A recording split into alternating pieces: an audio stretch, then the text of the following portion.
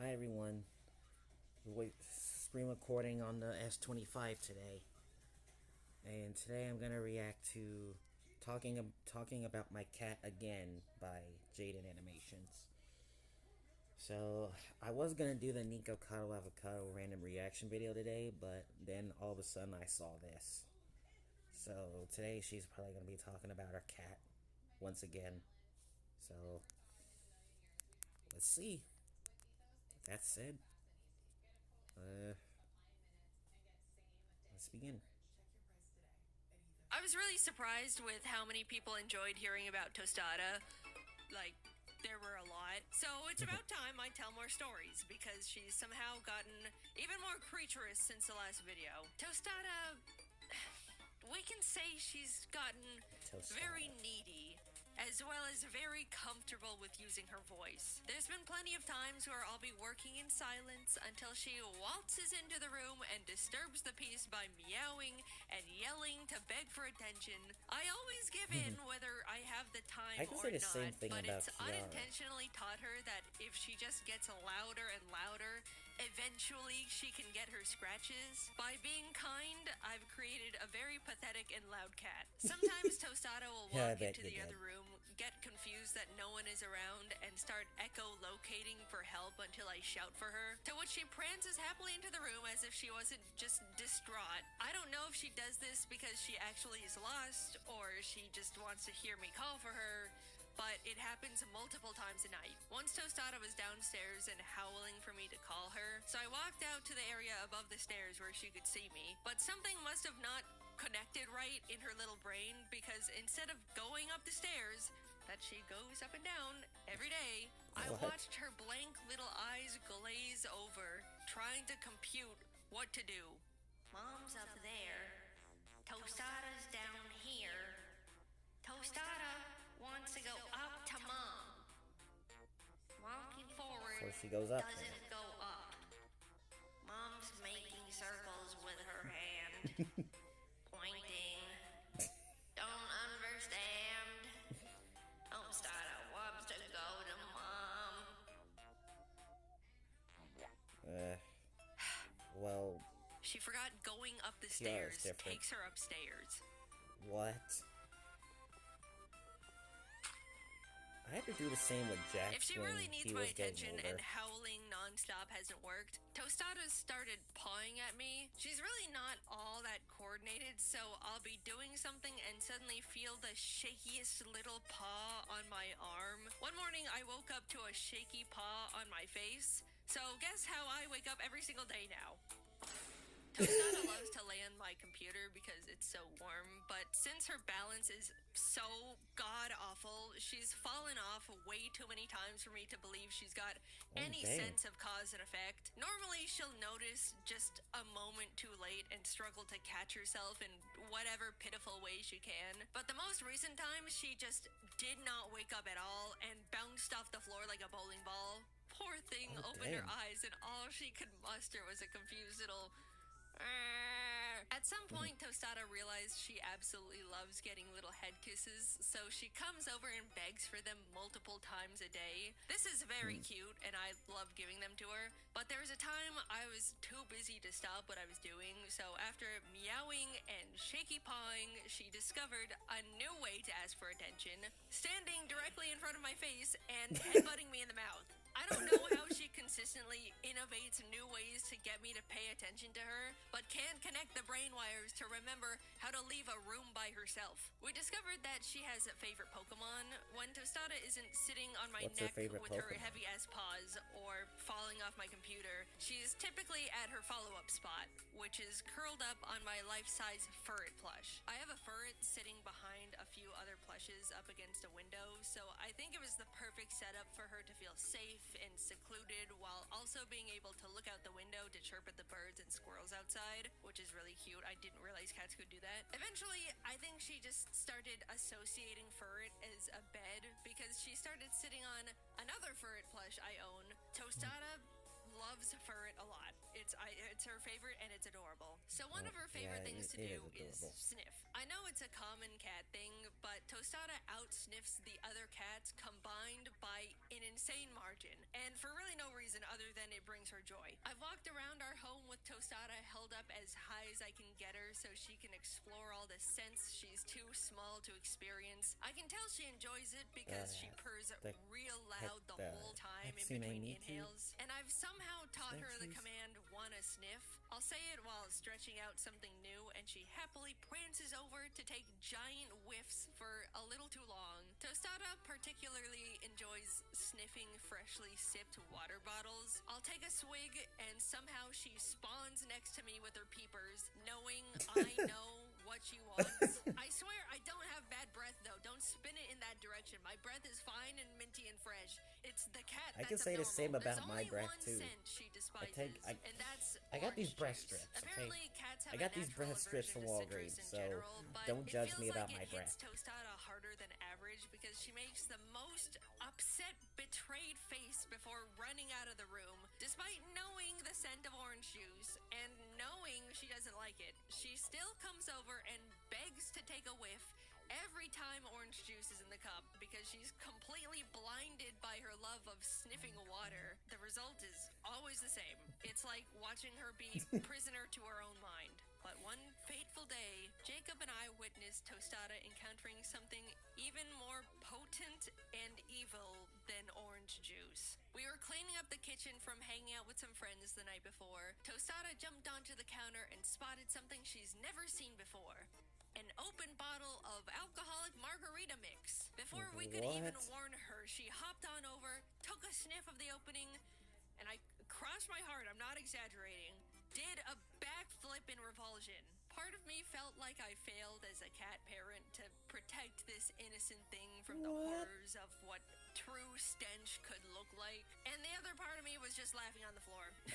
It was so funny. You guys couldn't already tell know what to Tostada's laugh or super feel bad. paranoid with noises. There's not a single sound she doesn't think means instant threat. But I should mention there's an asterisk because for some reason any noise I make is completely fine.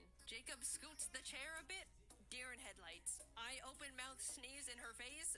Must have been the wind. A plush falls off the shelf and lands softly on the carpet, running for her life. I suddenly burst out into a coughing fit. Doesn't even care. Doesn't care. Those examples might actually, to be fair, be related to the fact Tostada loves when I get sick. Even though I'm coughing and hacking and sniffling at full volume, the only thing she cares about is that I'm in bed all day, which means she gets to cuddle way more than normal. I really enjoy it. I felt she this. keeps me company I while I feel sit the there same way rotting about and watching Jax. Like movies all whenever I week. don't The feel only good, complaint I Jax get is from her always is there, if I cough a laying little on too long, laying on top of she me gives and giving a me the side tone eye like treatment. I'm ruining our I'm gonna awesome miss little those moments. relaxation day together. But yeah, besides that, this cat is scared of everything else that does not pertain to me. When I got the Tostada plush in the mail, she actually hated it and wouldn't go anywhere near the thing. Her tail got real big and fluffy, and her eyes somehow got even rounder as she froze in fear for her survival. Against herself. Apparently, she wasn't the only one. A bunch of my friends also said their cats hated the Tostada plush. My overall findings estimated They didn't around like a the 50-50 Tostada one? split on whether a cat will love the Tostada merch plush or try to gouge out its jugular. I unironically think the giant cartoon eyes perfectly trigger their built-in instincts to say this stuffed animal is a giant predator. So all I'm saying is if you get the Tostada plush, that's now an evergreen product on my merch site, just to see if your cat is a Tostada lover or hater. Kiara might try to you'd steal be it. contributing to the community In field research. any way It was a bit possible. too hot out last summer, so I turned on my ceiling fan for the first time. Tragically, since Tostada's never seen it move before, she was petrified and refused to come into my bedroom anymore. Normally, Unless her the ceiling fears fan don't is off. interrupt her or my daily life, but I was really upset she wouldn't fall asleep curled up on me anymore. The fear of the in-motion fan overpowered her love of bedtime, and it was a dark period for the household. Eventually, I was able to condition her to the fan, but she still needs to look directly at it for a bit every once in a while to make sure it isn't gonna fall down and slices into cubes. How ironic it is that my birds, who can be killed by a ceiling fan, have no fear of them at all, but my cat, who cannot be killed by the ceiling fan, needed exposure therapy. I think the objectively wackiest thing Tostada is actively terrified of is Frasier after he gets a haircut. Once a year, we take Frasier to get his fur shaved down because it gets way too long After for he him got to a take care of, haircut? and he quite literally will try to slit our wrists if we try to brush him. It's been the best system that works for all of us, excluding Tostada, because she suddenly doesn't recognize him anymore in the slightest and is horrified at the scary new intruder in her home. From her point of view, she witnesses her best friend get hauled out the door and go missing for an hour until some strange ugly freak comes in to replace him, and no one seems to care. The first time this happened, Tostada was so distraught that she actually hissed at him, and up until that point she hasn't hissed at anything, so I knew she was going through levels of distress she's never experienced in her tiny sheltered life. We would try to mediate and help her realize the scary flat cat was actually her buddy Frasier all along. Tostada, you love Frasier. He's been around all your life. You cuddle on the couch together all the time. Just take a sniff. It's an adorable bond. I assume it's probably the shampoo that the groomer uses that washes away Frasier's familiar scent. And then, of course, he looks different. So nothing about Frasier is recognizable to Tostada at all anymore. We quite literally have to wait out an entire week for him to grow his fur back out a little and have his natural smell return. Of course, Frasier is very vain, so he takes a hit to his ego every time Tostada freaks out and runs away from him. We watched so many times as he tries to show her that he's the same old Frasier. He'll sit in the doorways of rooms she's in, slowly try to approach and get close to her, but every time is the same story. It's not a great week for anyone. Despite Tostada's fears and general anxiety, there is a ray of hope amongst it all. I have no idea how or why, but Tostada gets brave at night. We could have friends over all day and not see a single Tostada sighting, but once the clock strikes 9 p.m., suddenly there's a little silhouette staring at us from the doorway. As long as it's nighttime and the noise is bearable, Tostada will come out to greet and sniff and rub up on the people she was previously terrified of for reasons I have yet to understand. I know cats like to be active at night and stuff, but Tostada seemingly sheds all her shyness and crippling anxiety whenever I approach one, and becomes a completely different cat. Whenever I approach a cat, hypothesis is that she gains strength the first thing that it does, bedtime is right rubs around on the my corner, leg and that for somehow acts as attention. a bit of newfound courage. But I don't know. I just really think she somehow decided nighttime was safe, and there's no reason behind it because her brain is an enigma. I'm glad she can defeat the voices, though. We always make sure she gets lots of hugs and kisses every time, so it really encourages her. Alright, so a bit ago, Tostada was wheezing every once in a while, so I took her to the vet, who diagnosed her with light bronchitis. I assume it was because she went through a phase where she would eat dust. They prescribed her some antibiotics, and it was then my responsibility to make sure she eats a pill twice a day for the next week. As you can imagine, being that this was Tostada's first time having medicine, it was not gonna be easy for both of us. The first attempt was a learning experience. I managed to get the pill in her mouth and did the little trick where you rub a cat's throat to make sure they don't spit it back up. But since I just gave her the pill with no treats or anything, I watched as she gagged at the taste of it for a bit. It was not easy to look at. I felt really bad. Determined to try and give her a better experience, I decided to put the pill in a small ball of cheese. You know, cats love a little cheese treat. Except Tostada, because of course she's not normal in even that regard. This so-called cat hasn't showed a single shred of interest in human food ever, because I don't think it registers in her mind what we eat is also food she could technically also eat, and it objectively tastes better in every aspect. It's been great because she never begs for food, unlike others. But now, when I present to her a tasty cheese ball with absolutely no antibiotics in it, she has no idea what to do with it. Eats dust and gives herself bronchitis, but doesn't want to eat cheese. So I was left to force feed cheese twice a day to the only animal in the world that doesn't want cheese. She's all better now, and I would bet money she's forgotten all about the week where I suddenly turned evil for no reason. But walking into her presence with a cheese ball made me feel like I was dragging her down to hell twice a day. Jacob and I were going on a long road trip and planned on taking the cats with us. Taylor and Frasier have experienced both being in a car and being in a car for an extended amount of time before, but we knew poor Tostada was gonna struggle. The main question was, how upset was she gonna be? Tostada is a homebody. She has no desire to ever leave the house, does not want to experience anything new, hates anything that has to do with outside. If it were up to her, every day would be the exact same, everything would be controlled and predictable, zero adventure at all, forever and ever, because she has no concept of time and death. We knew ripping her away from her beloved home just for a bit to sit in a loud, scary vehicle that carries her further and further away from the world she's so attached to would be not her preferred way to spend the day. We packed up the cats in their carriers and didn't even get fully out the door until Tostada let out the loudest howl I believe a cat can physically make. Oh my god. This might be the worst day of her entire life. On the road, we let them out of their carriers so they could be as comfortable as possible. Fraser sat on the middle console if as if he was a doesn't want to go co-pilot to the anywhere, you ride. might have Taylor to sat hire in a the cat back on sitter top for of that. all her snacks Or and bags, pet creating sitter. her own little cove of solitude. And Tostada hid in the dark under the dusty seat. After a few hours with not a single peep or sign of life, I decided to drag Tostada out from under the chair, both to try and convince her to sit with the rest of us and also do a wellness check for my own sake. I peeled her out from the floor and... oh my god, are you crying?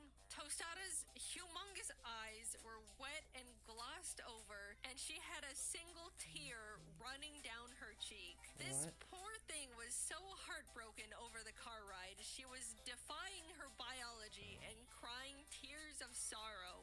This absolutely was the worst day of Tostada's life. She will never be able to understand how lucky she is that the worst thing to ever happen to her is a ride in the car. After a while, she did start emerging to look out the window and wander a bit before going back under for a few more hours. Maybe she was just checking if she'd somehow been magically teleported back home before slinking back under the chair to wallow. But at least she wasn't crying alone on the floor anymore. The sun started setting and the day was fading away as we drove onwards until... oh, hi, Tostada. What's got you climbing around and exploring? Oh my god, she's brave at night, even in the car.